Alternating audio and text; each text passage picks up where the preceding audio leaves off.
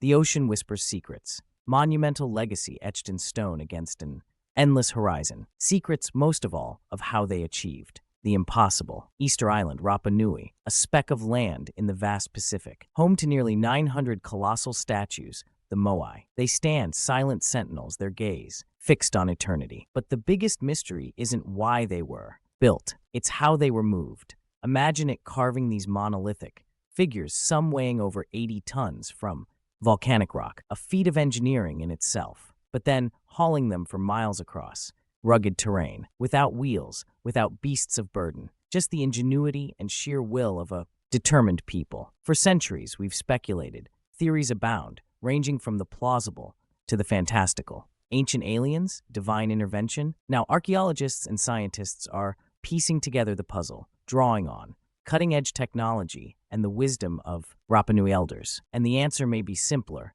and more profound than we ever imagined. Let's delve deeper into this isolated world.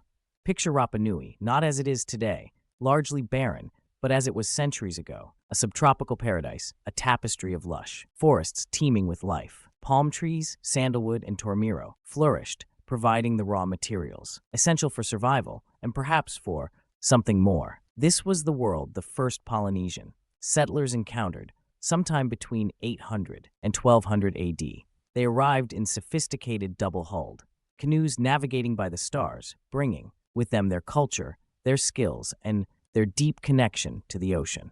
They were master navigators, farmers, and artisans. They found a blank canvas, an island ripe with potential. Their society evolved, developing a complex social structure, a hierarchy ruled by chiefs or eriki who claimed descent from the gods. Their power was absolute, and their influence shaped every aspect of Rapa Nui life. The Moai, these colossal figures, were not merely statues. They were embodiments of ancestral power, representations of deified chiefs, linking the living with the divine. Erected on platforms known as Ao, served as focal points for ritual and community life. The Ahu, often aligned with astronomical events, became sacred spaces, reinforcing the connection between the Rapa Nui and the...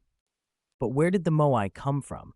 The answer lies in Ranoroaku, a volcanic crater, the island's quarry. Here, the Rapa Nui sculpted their masterpieces directly from the volcanic tuff. Hundreds of Moai remain unfinished, frozen in time, offering a glimpse into the carving. The quarry was a hive of activity, a testament to the skill and dedication of they sculptors. Working with stone tools, they meticulously chipped away at the rock, revealing the iconic features of the Moai, the elongated heads, the stern faces, the powerful jaws. It was a labor of love, a sacred task, performed with reverence. The prevailing theory for decades centered around the idea of logs and manpower. Picture teams of Rapa Nui, straining and sweating, using ropes and levers to inch the Moai forward, rolling them on a bed of logs. This method, while seemingly plausible, presented significant challenges. Rapa Nui is a volcanic island, not particularly suited for sustained forestry. The demand for timber to move these colossal statues would have been immense, potentially leading to deforestation. And deforestation, according to many, played a crucial role in the Rapa Nui's downfall. The ecocide theory suggests that the islanders, in their relentless pursuit of Moai construction, depleted their natural resources, leading to soil erosion, crop failure, and ultimately societal collapse. This theory paints a grim picture of unsustainable practices and environmental degradation. It served as a cautionary tale, a warning about the dangers of unchecked ambition. However, this narrative is not without its critics. Some argue that the deforestation was caused by other factors, such as climate change or the introduction of Polynesian rats, which may have decimated the palm tree population. They point out that the Rapa Nui were skilled farmers and resourceful innovators, capable of adapting to changing conditions. To simply attribute their decline to ecological irresponsibility, they argue, is an oversimplification. Then there's the intriguing theory of rocking or walking the Moai. This idea, championed by archaeologist Terry Hunt and anthropologist Carl Lipo, suggests that the statues were moved upright using a rocking motion. Imagine teams of Rapa Nui pulling on ropes attached to the Moai's head and base, carefully tilting them from side to side, inching them forward like they were walking. This method, they argue, would have required significantly less timber and manpower than The traditional log rolling theory. Hunt and Lipos research based on archaeological evidence and experimental replication has gained considerable traction. They point to the distinctive shape of the Moai's bases, which are slightly rounded, making them ideal for rocking. They also highlight the discovery of rope attachment points on the statues. Their experiments involving teams of volunteers have demonstrated the feasibility of this method, proving that the Moai could indeed be walked across the island. But even the walking theory is not without its detractors. Some archaeologists argue that it would have been too risky, prone to accidents and damage to the statues. They question the stability of the Moai, especially on uneven terrain. They also point to the lack of definitive evidence supporting the existence of sophisticated rope systems capable of withstanding the immense forces involved. So the debate continues. The mystery of how the Moai were moved remains unsolved, shrouded in speculation and conflicting evidence. Each theory offers a piece of the puzzle, a glimpse into the ingenuity and resourcefulness of the Rapa Nui. But the truth, as always, is likely more complex, a combination of different methods and factors. Perhaps they used a combination of log rolling and rocking, adapting their techniques to the terrain and the size of the statue. Perhaps they employed different methods at different times as their society evolved and their resources dwindled. Regardless of the exact methods used, one thing is clear: the Rapa Nui possessed a remarkable understanding of physics, engineering, and social organization. They were able to mobilize their entire community, channeling their collective energy and skill to achieve a seemingly impossible feat. Their legacy is not just the Moai themselves, but the testament to human ingenuity and the power of collective action. The islanders themselves, the descendants of those who moved the Moai, hold valuable clues. Their oral traditions, passed down through generations, offer a unique perspective on the past. Listening to their stories, understanding their cultural beliefs, is crucial to unraveling the mystery. They speak of mana, a spiritual energy that permeates all things, connecting the living with the ancestors and the natural world. Perhaps it was this mana, this deep connection to the land and their heritage, that empowered them to move these monumental figures. Perhaps it was more than just physical strength and engineering prowess. It was a spiritual force, a collective will that made the impossible possible.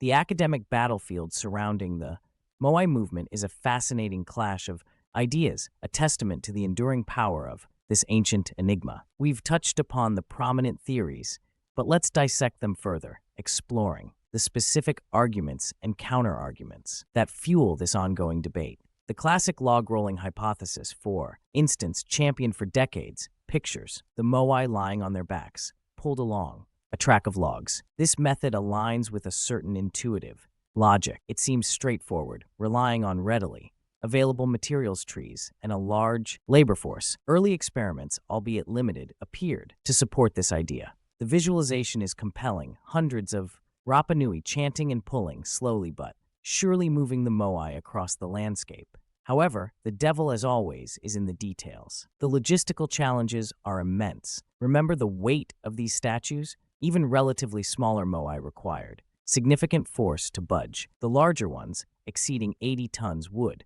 have presented an astronomical challenge. The number of logs required would have been staggering, necessitating a constant supply of freshly cut timber. This, in turn, fuels the deforestation argument. Could the island's forests truly have sustained such a demand? Critics argue that the evidence simply doesn't support the existence of sufficient timber reserves to facilitate widespread log rolling. Pollen analysis reveals a decline in palm tree populations, but whether this decline was solely due to Moai transport or a combination of factors remains contentious. Furthermore, the terrain of Rapa Nui is far from ideal for log rolling. The volcanic landscape is uneven, riddled with hills and valleys. Maintaining a stable track for the logs would have been a constant struggle. The risk of the Moai toppling over would have been ever present, potentially causing irreparable damage. And what about moving the statues uphill? Log rolling on an incline would have been exponentially more difficult, requiring even greater force and a more sophisticated system of levers and pulleys.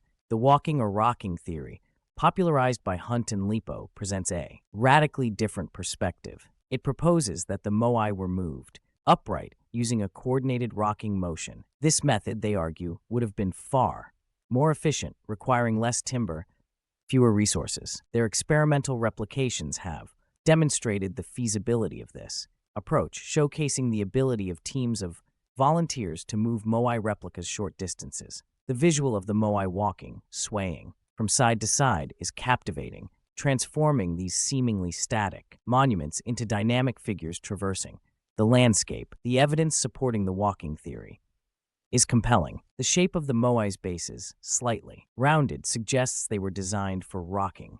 The discovery of rope attachment points on the statues lends credence to the idea that they were pulled upright, and the oral traditions of some Rapa Nui elders hint at a walking method. They speak of the Moai being guided by the ancestors, their movements imbued with spiritual significance. However, the walking theory also faces significant challenges. Critics question the stability of the Moai, particularly on uneven terrain. They argue that the rocking motion would have placed immense stress on the statues, potentially causing them to crack or break. The risk of toppling over, they contend, would have been unacceptably high.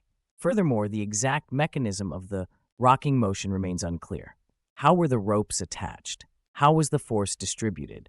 And how was the movement coordinated? Moreover, some archaeologists argue that the evidence for rope attachment points is not conclusive. They suggest that these points may have served other purposes, such as lifting the statues onto the ahu or securing them during ceremonies. They also point out that the oral traditions are often ambiguous and open to interpretation. The idea of the Moai being guided by the ancestors, while evocative, may not be a literal description of the transport method. Another lesser-known, but still intriguing, hypothesis involves the use of a sled or platform. Imagine the Moai placed on a wooden sled, which is then pulled along a prepared track.